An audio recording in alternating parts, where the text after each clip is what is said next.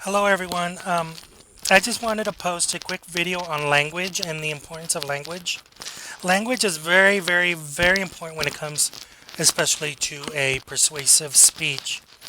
We will cover more readings in the chapter and Canvas will have some videos for you to watch.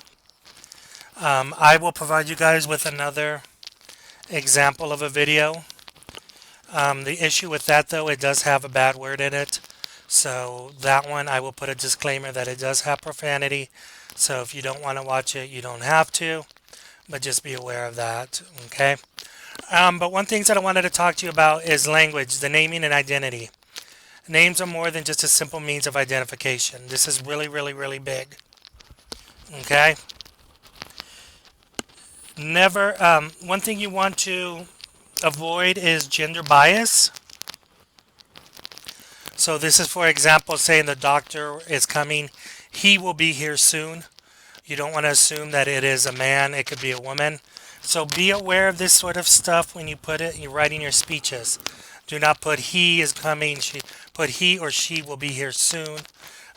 Chairman, chairperson, things like that. Okay, this is a very big thing. Again, remember the whole point of your speech is to build your credibility and to connect with your audience.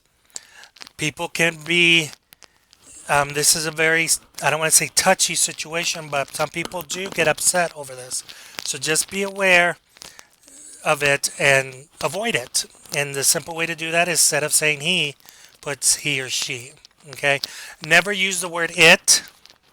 It is, in our culture, it's considered rude and it takes away the identity of the person. So never say it. Always say he or she or they will be here. Okay? It will shape the way others think. So, in your persuasive speech, that's what you're trying to do. You're trying to shape the way others think. You're trying to change their mind. You're trying to change their thought process. Okay? It would also shape the way we view ourselves and the way the audience will view us. Credibility. All right? And then it'll shape the way we act. Again, you want people to act, to call for action. This is very important. Oops, I went too fast. Affiliation, you don't have to worry about this slide, but some of the things you want to avoid is what's called powerless language. All right? Hedges is the first one. There are many, many, many, many different types of hedge phrases.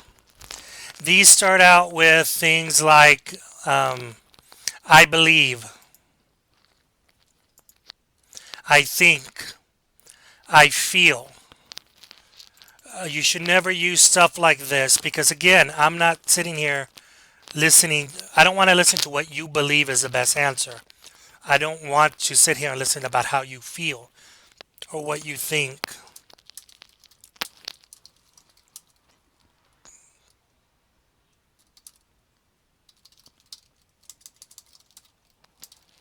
I feel. Think of it as Yoda. That's the only way I could say. Remember, Yoda told Luke, either do or don't do. There is no try. The same thing here. Either it is or it isn't. There should be no I think this is the answer. It is the answer or it isn't the answer. I think we should or we should work on this. No, we either work on it or we don't work on it. I believe this is the answer. No, it either is or it isn't. I feel. I don't care what you feel. Either it is or it isn't. Great speakers, don't use this kind of language. I can give you another example. Look at our politicians from yesteryear. Obama said, change. We need to change the way America is running. He didn't say, I think it's time for change. I believe we should change. I feel we should change. There was none of that. Okay? It was time for change. Trumpy. What did Trumpy say? Make America great again. He didn't say, I feel it's time to make America great again. I believe it's time. No, he made a definitive statement. It is time for change, and the change is now. I think it is time now for change. Can you hear the difference on the power and how you lose power? I believe we should make change. We need to make change. The time for change is now. I think the time for change is now. All right? There's a difference. It is powerless. It's going to take away your credibility. I believe. I don't know. It is or it isn't.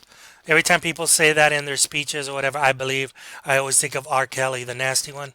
I believe I can fly. No, there is no I believe. Either I can fly or I can't. So remember that, and even in your writing. So don't think that this is just in your speech. When you are writing your specific purpose, it is. It is not one or the other.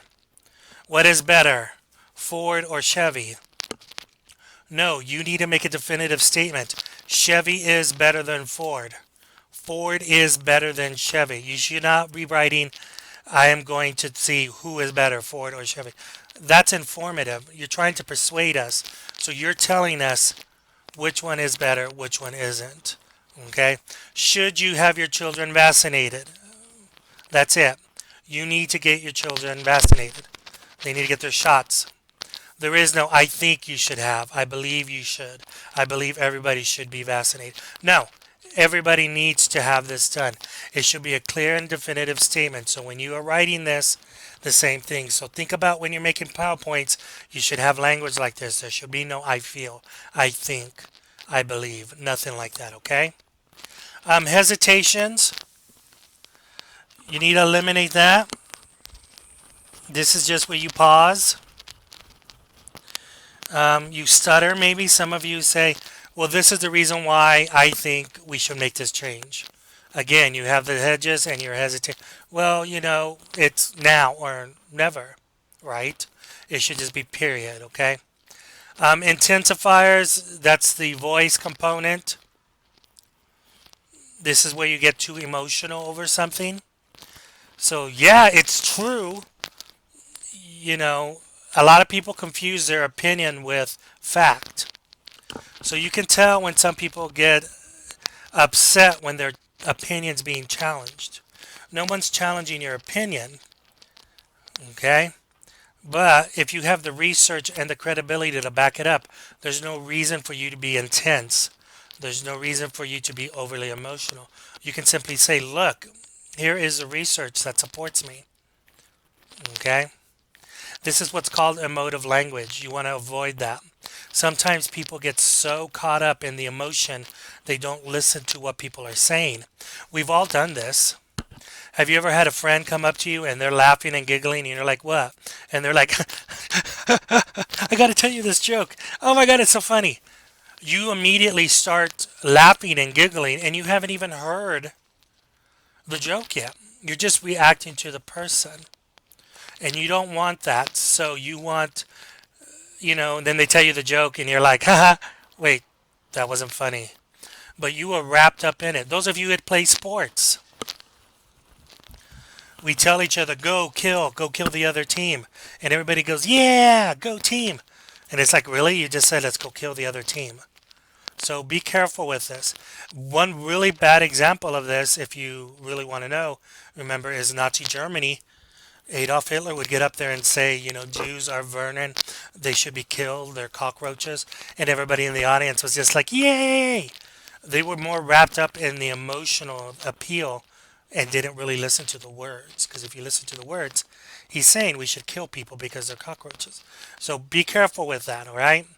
Polite forms. This is kind of like, there are some people who are very condescending. This is like in the South when people say, well, bless your heart. That's what polite forms are. It's time to get to work, don't you think? It's time to make a change. Don't you agree? He's really not the best man for the job. It's just me, I don't know. But don't you agree? Stuff like that. That's what... Oops, my screen just went blank. That's polite forms. Okay? Some people believe there's a saying out there that it's called ladylike the hell out of somebody, where you just are so pleasant that you get them to agree with you. That can sometimes be very, very condescending. So when someone smiles, when they say, don't you think that was wrong? And then they give you a smile like, yeah, it's very judgy, condescending. That's what polite forms can do it. But like I said, you'll be saying it. Tag questions is just the same thing. So if I ask you a question, who is the first president of the United States? A confident person should answer that just flat out, George Washington. Ways that you take away the power is by using a hedge phrase. I think it's George Washington. So even by saying the correct answer, you're telling me I think it's George Washington. That's telling me you're not 100% correct. You were guessing.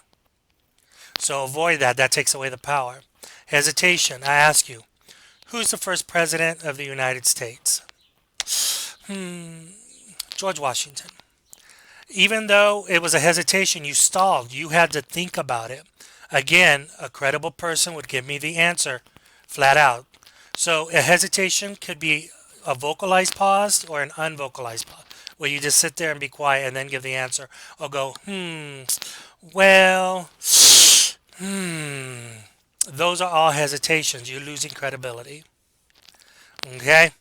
The tag question with this, so I ask you, who's the first president of the United States? George Washington. Isn't it? You put that question at the end. Disclaimers is basically a disclaimer. It's just like a TV show. Remember I told you I'm going to post a video. I'm going to put up a disclaimer that says there is profanity. Please watch this at your own discretion. It's the same thing. I ask you, who's the first president of the United States? So you answer with a disclaimer. I'm going to take a wild guess and say George Washington. That is, you're telling me you're taking a wild guess. You've lost credibility. It's powerless. Another thing that you can say, other examples, is when people say things like, I don't mean to sound stupid, but, and then they say something stupid. I don't mean to sound racist, but, and then they say something racist. That's what disclaimers are. You're letting the person know you're about to say something racist. You just don't want them to perceive it as them being racist. So avoid all disclaimers. And then raising inflections is just the tone of your voice. So, who's the first president of the United States?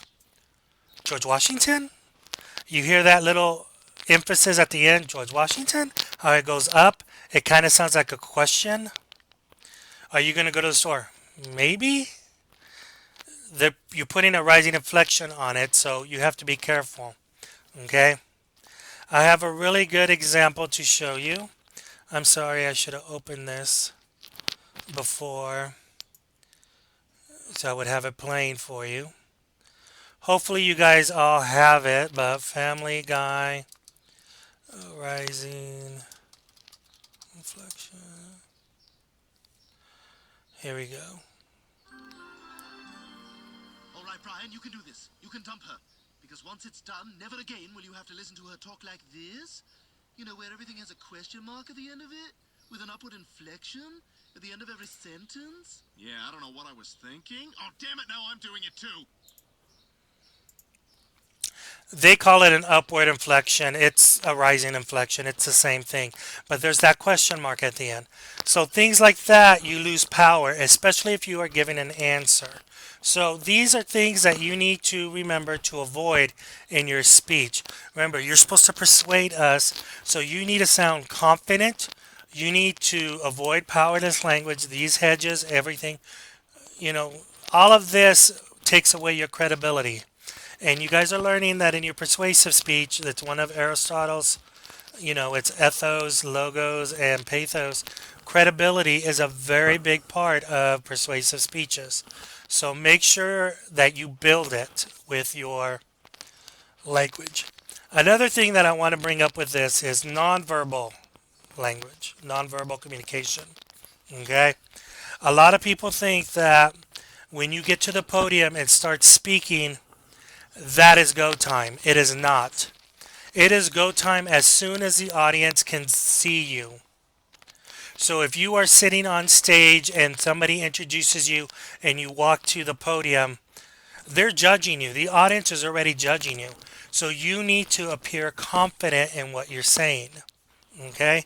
So when you walk to the podium, remember, we are Western culture, American culture. How do we display confidence? Our heads are up. We make eye contact. We do not have a lot of movement in our hands. and we walk up to the podium and we do that. Okay, if you're slouching, head is down as you're walking to the podium, the audience will see that and start judging you immediately. So now for this class, remember I told you to hit record, wait 5 seconds, and then start speaking. Some of you guys are not doing that. Make sure you do not cut off any of your words. But as soon as I see you on the video, I am judging you. I can tell if you appear confident or not.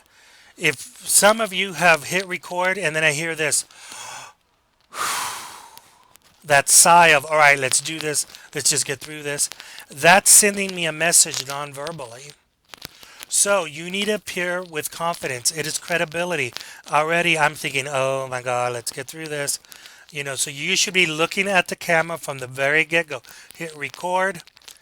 Wait 5 seconds. You should be staring at the camera, making eye contact. I've told you all this. Treat the camera as a person. Make eye contact with it. Some of you have your script off to the side. I can see you're looking at the camera. You look down, look at the camera, look down. Don't do that. That is what's giving away that you're reading from a script. You're supposed to look at note cards. So you look at the camera, you look down. Do not speak when you're looking down.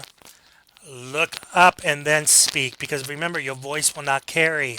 If you're speaking down to it, it's not going to carry to the audience. The only time, I will tell you this right now, the only time you read from your note cards or from a PowerPoint or anything is when you are making a direct quote. You do not want to screw up somebody's direct quote. The reason for that is because you can be sued. Somebody could take you to court. Here in class, you are protected because it is educational laws. We are learning for educational purposes. So if you misquote somebody, you're perfectly fine. But if you go out in the real world and give a quote and it is misquoted, they can sue you for libel. Okay? So that is the only time you use a quote. You read from a script because you want it word for word. You want to get it correct. All right? So remember that. Nonverbal communication sends me a message. That's how I can tell you guys are reading from a script, because your eyes are moving back and forth with your reading.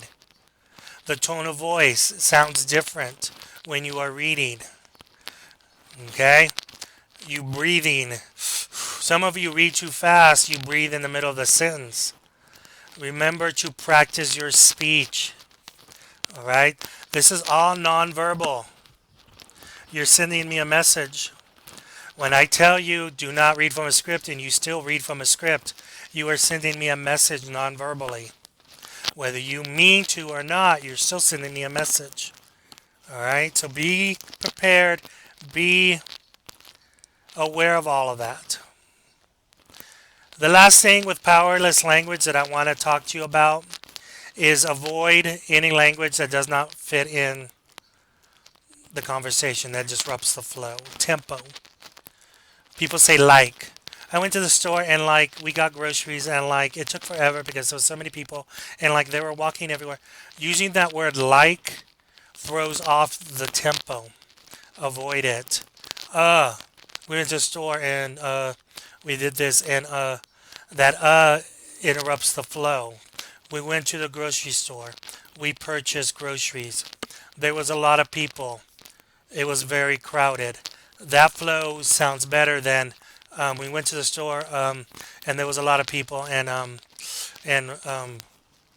even when I do this, right? We went to the grocery store, right? So don't use head phrases, right? That shouldn't be there. So I'm guilty of this. We do this all the time. So try to avoid it. And the only way you will avoid that is by practicing your speeches more. Okay? All right. And then using okay, just like I did right there. Okay? Okay? Okay? Okay?